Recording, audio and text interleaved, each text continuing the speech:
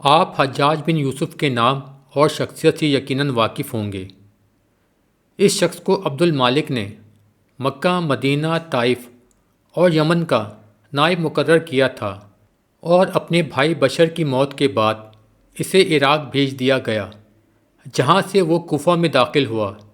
ان مقامات میں 20 سال تک حجاج کا عمل دخل قائم رہا۔ اس نے کوفہ میں بیٹھ کر زبردست فتوحات حاصل کیں۔ اس کے دور میں اسلامی فتوحات کا دائرہ سندھ اور ہند کے دوسرے علاقوں تک پھیل گیا، حتیٰ کہ مسلمان مجاہدین چین تک پہنچ گئے تھے۔ یہی وہ شخص ہے جس کے بارے میں کہا جاتا ہے کہ اس نے قرآن کریم پر اعراب لگوائے۔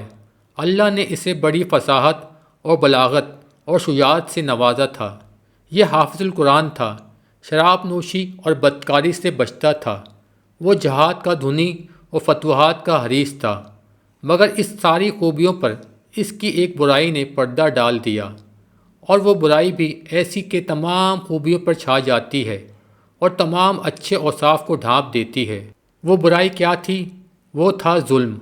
حجاج ان تمام خوبیوں کے باوجود بہت بڑا ظالم تھا۔ اس نے اپنی زندگی میں خونخوار درندے کا روپ اختیار کر لیا تھا۔ ایک طرف اس کے دور کے نامور مجاہدین قتیبہ بن مسلم، موسیٰ بن نصیر اور محمد بن قاصف کفار کی گردنیں اڑا رہے تھے، اور دوسری طرف وہ خود اللہ کے بندوں، اولیاء اور علماء کے خون سے ہولی کھیل رہا تھا۔ امام ابن کثیر رحمۃ اللہ علیہ نے البدیع الناہیہ میں ہشام بن حسان سے نقل کیا ہے کہ حجاج نے 1,20,000 مسلمانوں کو قتل کیا۔ اس کے جیل خانوں میں ایک ایک دن میں 80,000 ہزار قیدی بیک وقت رہا کرتے تھے، جس میں سے 30,000 عورتیں تھیں۔ اس نے جو آخری قتل کیا ہے وہ عظیم طبعی اور زاہد و پرآسا انسان حضرت سعید بن جبیر رضی اللہ تعالیٰ عنہ کا قتل تھا۔ انہیں قتل کرنے کے بعد حجاج پر وحشت سوار ہو گئی تھی۔ وہ نفسیاتی مریض بن گیا تھا۔ جب وہ سوتا تو حضرت سعید بن جبیر رضی اللہ تعالیٰ عنہ اس کا دامن پکڑ کر کہتے تھے کہ اے دشمن خدا، آخر تو نے مجھے کیوں قتل کیا؟ میرا جرم کیا تھا؟ جواب میں حجاج کہتا تھا، مجھے اور سعید کو کیا ہو گیا ہے؟ مجھے اور سعید کو کیا ہو گیا ہے؟ یہ وہ اندر کی آگ تھی، جب وہ بھڑک اٹھتی تھی تو وہ امن و سکون سب کچھ راغ کر دیتی تھی۔ اس کے ساتھ ساتھ حجاج کو وہ بیماری لگ گئی جسے زہر معیر کہا جاتا ہے۔ سخت سردی کلیجے اٹھ کر سارے جسم پر چھا جاتی تھی۔ وہ کانپتا جاتا تھا۔ آگ سے بھری ہوئی انگیٹیاں اس کے پاس لائی جاتی تھیں، اس قدر قریب رکھ دی جاتی تھیں کہ اس کی کھال جل جاتی، مگر اسے احساس نہیں ہوتا تھا۔ حکیموں کو بلایا تو انہوں نے بتایا کہ پیٹ میں سرطان ہے۔ ایک طبیب نے گوشت کا ٹکڑا لیا اور اسے دھاگے کے ساتھ باندھ کر حجاج کے حلق میں اتار دیا۔ تھوڑی دیر بعد دھاگے کو کھینچا تو اسے گوشت کے ٹکڑے کے ساتھ بہت سارے کیڑے لپٹے ہوئے تھے۔ حجاج جب مادی تدبیروں سے مایوس ہو گیا تو اس نے حضرت حسن بصری رحمۃ اللہ علیہ کو بلایا اور ان سے دعا کی درخواست کی۔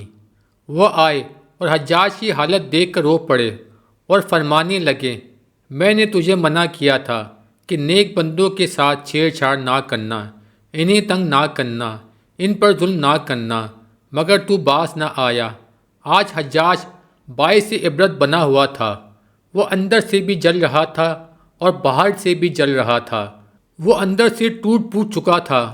چنانچہ وہ حضرت سعید بن جبیر رضی اللہ تعالیٰ عنہ کو قتل کرنے کے بعد زیادہ دن زندہ نہ رہ سکا، اور صرف 40 دن بعد وہ بھی دنیا سے رخصت ہو گیا۔ مگر حضرت سعید اور حجاج کی موت میں بڑا فرق تھا۔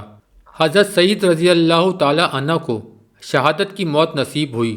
وہ ایسی شان سے دنیا سے رخصت ہوئے کہ بعد میں آنے والے مجاہدین کے لیے ایک سنگ میل قائم کر گئے۔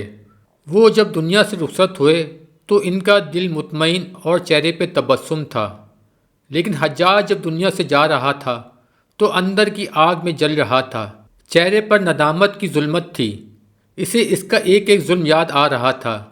حضرت سعید رضی اللہ تعالیٰ عنہ کی شہادت پر تمام صالح اور علماء افسردہ تھے، لیکن حجاج کی موت پر اللہ کے نیک بندوں نے اطمینان کا سانس لیا۔ حضرت ابراہیم نقی رحمۃ اللہ علیہ نے حجاج کی موت کی خبر سنی تو وہ خوشی سے رو پڑے۔ مرنے کے بعد اس ڈر سے اس کی قبر کے تمام نشانات مٹا دیے گئے تاکہ لوگ اس کی لاش کو باہر نکال کر جلا نہ ڈالیں۔ اللہ اکبر! یہ اندیشے اس شخص کی قبر کے بارے میں ہو رہے تھے جس کے سامنے اس کی زندگی میں لوگ کھڑے ہوتے تھے تو ان پر لرزہ طاری ہو جاتا تھا اور لوگ اس کے ڈر کی وجہ سے دیوانے بن جایا کرتے تھے۔ پیارے دوستوں، میں نے آپ تک دلچسپ سبق آموز کہانیاں، واقعات اور قرآنی داستانیں پہنچانے کا تہیہ کر رکھا ہے۔ آج کل لوگ الٹی سیدھی بیکار فضول کہانیوں کے سلسلے پیش کر رہے ہیں جن کا نہ کوئی مقصد ہوتا ہے، نہ سبق اور نہ ہی کوئی فائدہ۔ لیکن میں نے اس دور میں آپ کے لیے تعمیری، تربیتی اور دلچسپی صلاحی اسلامی لیکچر تیار کرنے کا بیڑا اٹھایا ہے۔ دعا کریں اللہ اس مسئلے میں ہماری مدد فرمائے۔ اور یوں میں آپ کے لیے ہر ماہ باقاعدگی سے تربیتی کتابیں منظر عام پر لاتا رہوں گا۔ امید ہے اس طرح کی ویڈیو آپ کو بہت پسند آئیں گی اور آپ میری اس اگلی ویڈیو کا شدت سے انتظار کریں گے انشاءاللہ۔ اللہ کریم ہمیں ان سے سبق حاصل کرنے کی توفیق عطا فرمائے، آمین یا رب العالمین۔